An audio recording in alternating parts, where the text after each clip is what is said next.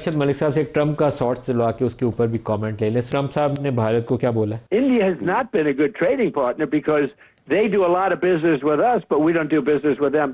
So we settled on 25%, but I think I'm going to raise that very substantially over the next 24 hours because they're buying Russian oil, they're fueling the war machine, and if they're going to do that, then I'm not going to be happy. Arshad Malik صاحب جو dollar ہے نا وہ threaten ہوتا ہے. BRICS dollar کے متبادل currency کے اوپر کام کر رہے ہیں, تو برازیل سے بھی لڑائی ہونی ہے, چائنا سے بھی, رشیا سے بھی اور انڈیا سے بھی, افریقہ سے. تو یہ چلے گا کام آگے؟ دو پہلو ہیں اس کے. پہلا ہے برکس. برکس آپ کو پتہ ہے کہ متبادل انرجی اور وہ جو متبادل کرنسی متبادل بنانے کی کوشش کر رہے ہیں, لوکل کرنسی میں ٹریڈ کرنے NDB بینک بھی بن گیا جس میں 50 بلین بھی آ گئے, اور اس پہ جو لون ہے وہ لوکل کرنسی میں دیے جائیں گے. سو IMF اور ورلڈ بینک کو بھی کاؤنٹر کرنے کی کوشش. پھر اگر آپ یہ دیکھتے ہیں کہ سعودی عرب, UAE, ملیشیا اور یہ سارے کنٹریز آ جاتے ہیں تو 40% پاپولیشن برکس میں چلی جاتی, اور 20% آئل کے ریزرو پر سے. مڈل ایسٹرن آئیں گے نہیں نا, کیونکہ آئل ٹریڈ جس دن ڈالر ڈینومینیٹڈ چھوڑ دے, لوکل کرنسیز میں آ جائے, تو اس دن تو ڈالر فارغ ہو گیا. 8 سے 10 سال بعد آپ دیکھیے گا کہ ڈالر اور یہ اگر برکس کرنسی آتی ہے تو کیا فرق پڑتا ہے. 8-10 سے شاید پہلے ہو جائے, کیونکہ یہ خطرہ ہے جس کی وجہ سے لڑائی کر رہے ہیں. سو ایک برکس ہے اور دوسرا ٹیرف. سو ٹیرف پہ 25% تو انڈیا کو کہہ دیا گیا, اور یہ بھی کہا گیا کہ anybody who calls for BRICS additional 10%. So India is definitely in a corner. جو برکس ہے نا, میرے خیال میں یہ زیادہ بڑا تھریٹ بنے گا, اور ہمارے لیے اس وقت بہت ایک اپرچونٹی بھی ہے, چیلنج بھی. برکس کے لیے اگر چائنا, رشیا اور انڈیا اکٹھے ہو جاتے ہیں تو ہم تھوڑا سا لوز کرتے ہیں, بیکاز جیسے اب آپ پہ برکس کا ٹیرف آتا ہے 25%, دوسرا ٹیرف آتا ہے. آپ کو انہوں نے, انڈیا نے جلدی سے وہ جو بوربن وسکی ہے اور جو موٹر سائیکل ہیں اس پہ اپنی ڈیوٹیز کم کر دی. وہ کر تو رہا ہے, but I think this is an opportunity for us way by we should exploit 2 things. One جس کا آپ نے پہلے ذکر کیا, اور دوسرا اپنی جو ایکسپورٹ اورینٹیشن ہے اس کو اس طرف لے کے آئیں. بالکل صحیح ہے. میرے خیال میں کلاسک ایگزامپل ہے. آپ خود بھی کوشش کر رہے تھے ان کو ٹھیک راستے پہ لانے کی, لیکن یہ کلاسک ایگزامپل ہے کہ آنکھوں پہ پٹی بندھا ہونا اور اپنے آپ کو بیوقوف بنانے کے جو مترادف بات ہے نا, فولنگ ون سیلف. غدار, فارن ایجنٹ, یہ 2 الفاظ پاکستان کی سیاست میں شروع فیلڈ مارشل ایوب خان نے کیے تھے جب وہ محترمہ فاطمہ جناح کے خلاف الیکشن میں اترے تھے. اور اس الیکشن, اب تو اس پہ بہت سی کتابیں لکھی جا چکی ہیں, اس الیکشن کی نتائج کس طرح سے برآمد ہوئے. اس الیکشن میں بانی پاکستان, خالق پاکستان, بابائے قوم حضرت قائد اعظم محمد علی جناح کی جو ایک نشانی تھی, ان کی چھوٹی بہن, ان کے ساتھ جو سلوک ہوا اور وہ سارا وہ سب کے سامنے ہے. اس کی اب تفصیلی بات جو ہے کرنا ضروری نہیں ہے. اور ابھی میں ایک اور بات بھی اہم ہے, کیونکہ ابھی پچھلے دور میں سوالات کے ہو رہی تھی, یہ جو نریندر مودی کو اب اپنے ملک کے اندر جن ڈومیسٹک پرابلمز کا سامنا ہے, دیکھیں 2 الیکشن وہ جیت کے یا کتنا کچھ کر کے آئے ہیں, لیکن اب سب یہ سمجھ رہے ہیں کہ نوشتہ دیوار ہے. کیا کہ اگلے الیکشن میں نریندر مودی اور بھارتیہ جنتا پارٹی اور ان کی جو RSS ہے اس کو شکست ہوگی.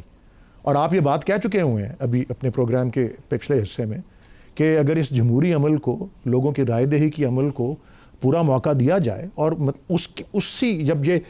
جب ہم اٹیک کرتے ہیں نا انڈیا کو کہ جی وہ یہ کر رہے ہیں, وہ کر رہے ہیں, وہ یہ کر رہے ہیں, ان کے پاس بھی ہمیں اٹیک کرنے کے بہت سے یہ طریقے ہوتے ہیں کہ آپ اپنے سسٹم کو دیکھ لیں اور آپ یہ دیکھ لیں کہ آپ اپنے لوگوں کی آواز کو کتنا دیکھیں. وہاں کشمیر کے علاوہ شاید کوئی صوبہ اور کوئی وفاق کا الیکشن ایسا نہیں ہے جس کے اوپر کوئی وہاں انگلی اٹھاتا ہے, حالانکہ ہفتوں بعد نتائج آتے ہیں, کوئی انگلی نہیں اٹھاتا کہ جی یہ دھاندلی ہوئی ہے یا اس میں فارم 45 اور 47. اس دفعہ راہل نے اٹھائے ہیں. جی, اس دفعہ راہل نے کہا کہ اگر وہ مودی کے ہم الیکشنز کے رزلٹ نکالیں تو پتہ چلے گا کہ اس کے پاس کوئی 70-80 ایسی سیٹیں ہیں جو وہ دھاندلی سے جیت کے ہے. اس دفعہ راہل گاندھی نے اٹھائے. پاکستانی نظام نے کہیں اثر دکھایا ہے. ایک ٹرمپ امریکہ کے انتخابات کے اندر بعض دفعہ ریفلیکشن پاکستانی الیکشن کی آتی ہے, اور ایک اب نریندر مودی کے بھی انتخاب کے اوپر آ گئی.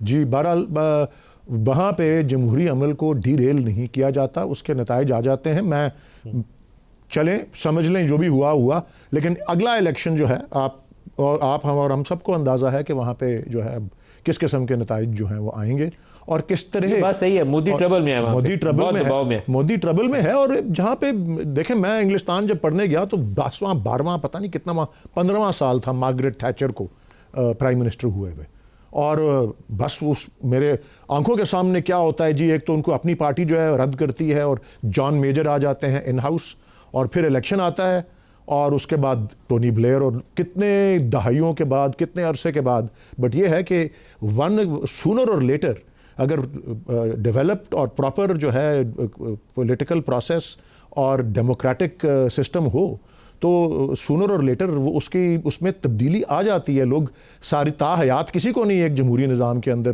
جو ہے اس طرح کا موقع دیتے, اور ہر ایک کو اپنی غلطیوں کا جو ہے قیمت اس کی ادا کرنی پڑتی ہے.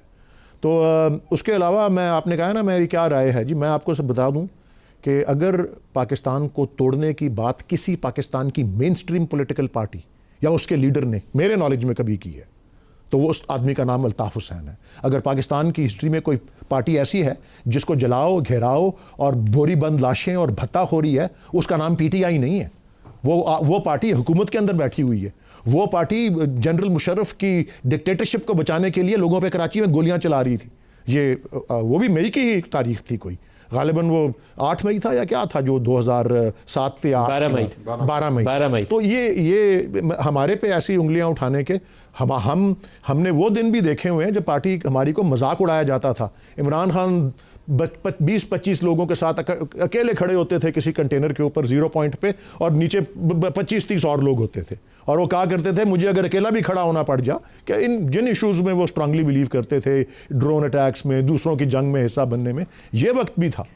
اور اب اس معاملے میں آپ لوگ کوئی اپنے آپ کو شہید مت بنوائیں. آپ کے دور کے اندر جو کچھ آپ نے کیا تھا, کوئی بندہ چھوڑا نہیں تھا اپوزیشن کا جس کو آپ نے جیل میں نہیں تھا ڈالا.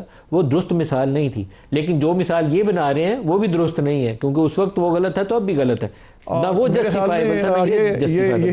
اکاؤنٹ ریسیویبل کے اوپر سر, اکاؤنٹ ریسیویبل کے اوپر نواز شریف کو سزا ہوئی تھی. آپ کا سیاسی مخالف ہوگا ٹھیک ہے, لیکن سپریم کورٹ سے اس طرح کی موکری آف جسٹس جو ہے اس کے اوپر ڈیفینڈ نہیں کیا جا سکتا نا. اکاؤنٹ ریسیویبل کے اوپر آپ نے الیکٹڈ پرائم منسٹر کو نااہل قرار دے دیا تھا.